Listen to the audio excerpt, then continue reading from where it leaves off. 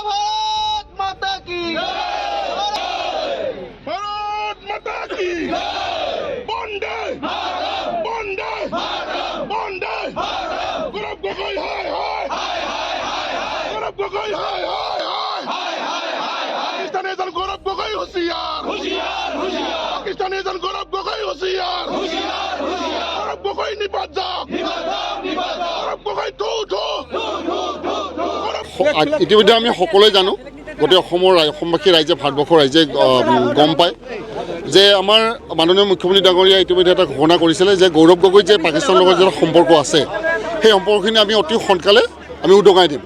আৰু ইতিমধ্যে আজি মাননীয় মুখ্যমন্ত্ৰী ডাঙৰীয়াই ইয়াৰ পিছতে যি অসম চৰকাৰৰ দ্বাৰা গঠিত যি SIT যি স্পেচিয়েল ইনভেষ্টিগেশ্যন টীম এটা গঠন কৰি দিছিলে আৰু সেই স্পেচিয়েল টীমৰ যি ৰিপৰ্ট, সেই ৰিপৰ্ট অনুযায়ী গৌৰৱ গগৈৰ যে পাকিস্তানৰ লগত এটা সম্পৰ্ক আছে সেই সম্পৰ্কখিনি ইতিমধ্যে প্ৰতীয়মান হৈছে, প্ৰায়খিনি প্ৰতীয়মান হৈছে।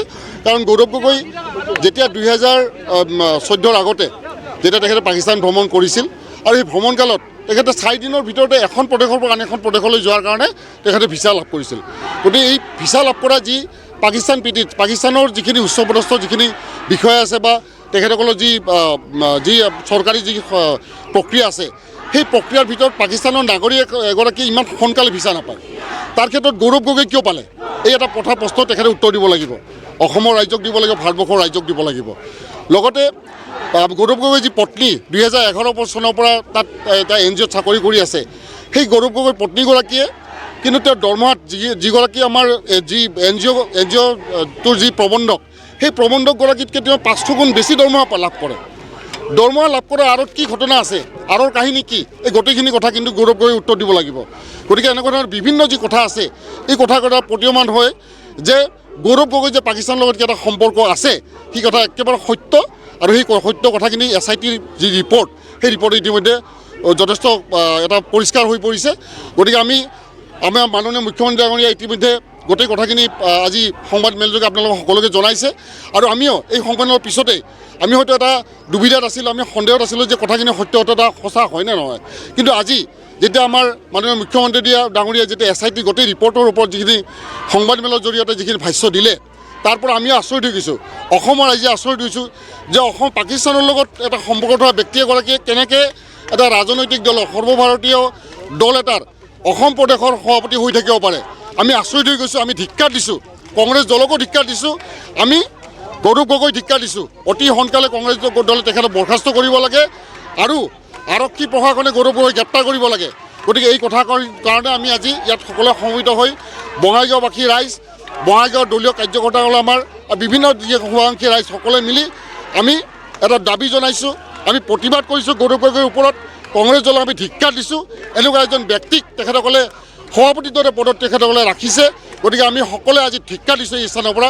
তাৰ কাৰণে এতিয়া সমস্তৰে সমবেত কণ্ঠেৰে আমি এই কথা প্ৰতিবাদ জনাইছোঁ। জানি আচৰিত হ'ব যে এতিয়ালৈকে তেখেতৰ পত্নীৰ পৰা আৰম্ভ কৰি তেখেতসকলে ভাৰতীয় নাগৰিকত্ব লোৱা নাই।